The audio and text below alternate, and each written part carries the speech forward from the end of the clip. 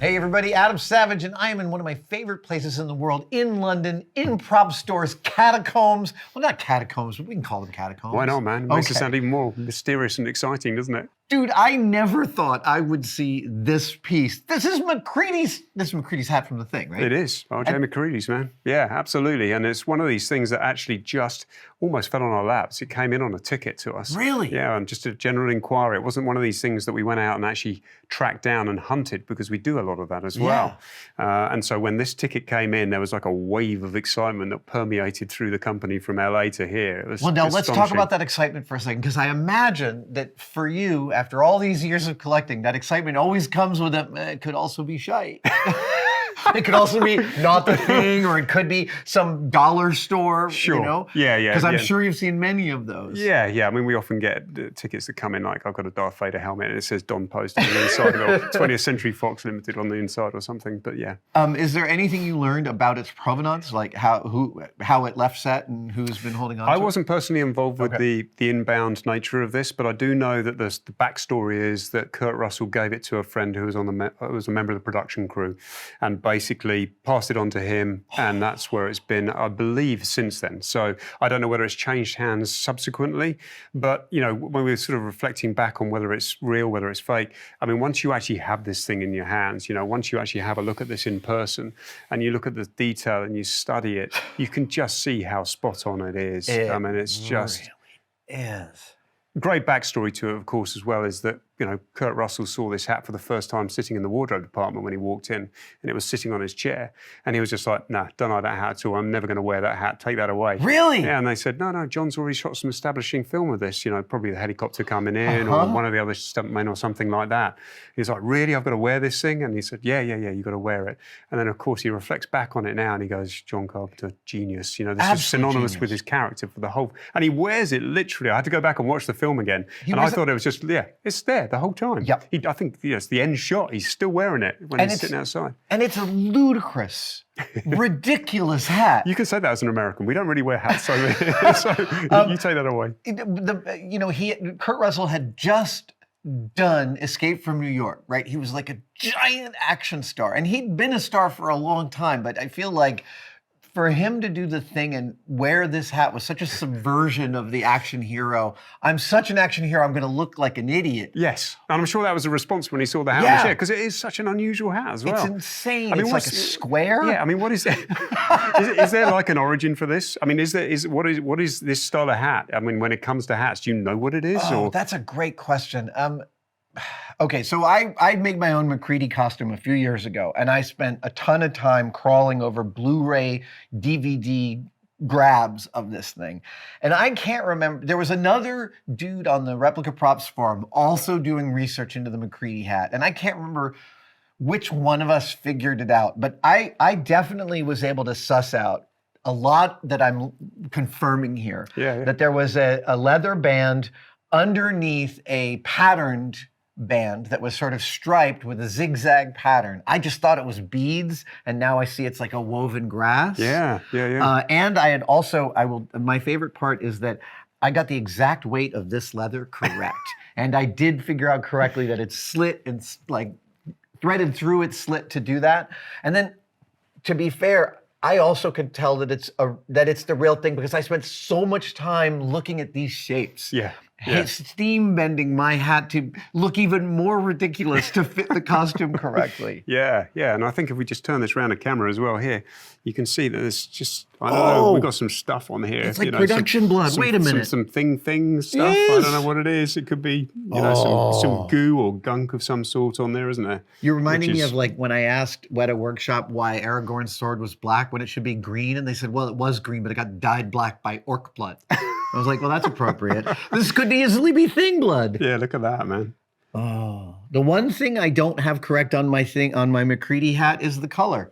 This brown is a lot lighter brown than a lot of people have thought it was in the past. Do you think there's any chance it's faded at all, or it's do you think? I mean, it's plausible, but it looks consistent, kind of fantastically preserved. Maybe it's slightly darker on the inside there, but not much, because you think it's probably rested like that for decades. Yeah. So potentially, but yeah, I think you're right.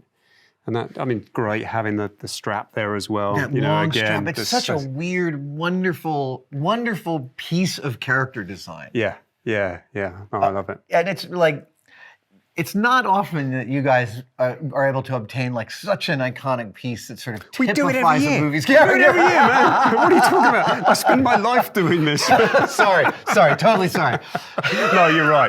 No, and when it comes to something like this, you're absolutely right. I mean, it is just one of those moments, heart in the mouth moment. When we established that it was the real thing, we were just like, this is mind blowing. And I hope that collectors are going to be as excited about it as we are, because it's just there's nothing out there really from the thing. So few pieces have survived. No, and when you hear that Kurt Russell gave it to someone from production, it's like, well, it might not be one of one, because production would rarely do just one thing, but man, that makes it like a really special piece. And let's face it, in the last 40 years, we've never seen another one surface, have we? No. I mean, this is it. Oh man, this is such a beautiful piece, and frankly, I feel really vindicated by my research. It is so incredible. I look forward to more accurate MacReady costumes in the future, now that we've provided some lovely reference material. And now I have to find the rest of the costume, the original costume. I mean, where's that? What happened? Any ideas? Yeah. Well, so I'll send you all the information I have. I have the breakdown of all the pieces that it was made of. I got the boots are known, the coveralls are known, the jacket is known. I found exactly the right jacket. Okay. Oh, Really cool. Very, very cool. but do we know which costume house? No, not off the top of my head. No, because it's real world stuff, isn't it? Apart from the hat, that would all go back into the mix on a rental rail. Right. They would just rent it out to another production. And then it's probably just worn out and destroyed. And somehow this one wouldn't make it to another production. I wonder why. I love it. Full of character. Stephen is such an amazing piece. Tim, how are you, sir? Welcome back, sir. Thank you. Oh, so on this channel, we have covered, and with you guys, we have covered so many film props from film history. And sometimes we talk about the incredible fidelity of the film prop, and sometimes we talk about how different it looks. But I don't think I've ever seen a prop that you guys have put up on offer that more starkly showed the difference between reality and what showed up on film. Tell me what this is. This is David Warner's helmet from Tron, 1982. And as you can see, this is state-of-the-art Disney cutting-edge special effects, 1982. Felt tip pen, plastic, sticky tape. It is. So this is the thing, is like having replicated some Stanley Kubrick spacesuits from 2001, where so much detailing is just pinstriping and letraset. You can see the tape. Like you said, I can see masking tape and pinstripe tape and graphic tape, like 3 different kinds. But then the lines on the leather headdress look like they're drawn in Sharpie. It's hand done in felt tip pen. Of course, this was all filmed in super high contrast and then rendered. Small name drop, Tron was actually rendered in my hometown of Tarrytown, New York. Apparently some of the big IBM servers were there, and they rendered a bunch of the frames there. But it's like, it's so hard for me to reconcile how David Warner played many of the great villains. He's a great baddie. Time Bandits and Tron, and Totally amazing. David Warner, absolutely terrifying voice. And this actually, when I think about Warner's face in here, the call forward I'm having is of Lee Pace from the first Guardians of the Galaxy film, which is not a dissimilar kind of necklace monster. And it looks like, these are just pieces of styrene. Yeah, and as you can see, it's just hand-applied tape. And we've been able to screen match this because of the crudeness of it. So I don't know how many of these they made, but this chin guard only appears in the final scene. Oh, really? Other than that, it's pretty much the same helmet he wears through the movie. And it's also, I mean, one of the things I love about talking about doing film prop work is you can make things perfect. You can always make something perfect if you've got an endless amount of time and money, which you never do. And so there's always a compromise. You pull back from reality because you don't necessarily need to see this. And so because they were filming this in super high contrast, they didn't need a ton of like super precise detail because it would get washed out. No, I mean, it looks so good. When I was at that age watching that movie, it was so exciting, so special. Yeah. And it's such an anticlimax looking at this. I mean, it's still magic. It's absolutely incredible. And I love it. But it's so different to what you see on screen or how you imagine it. and it is like the testament to what matters of what's going to get very smart, etched onto the frame.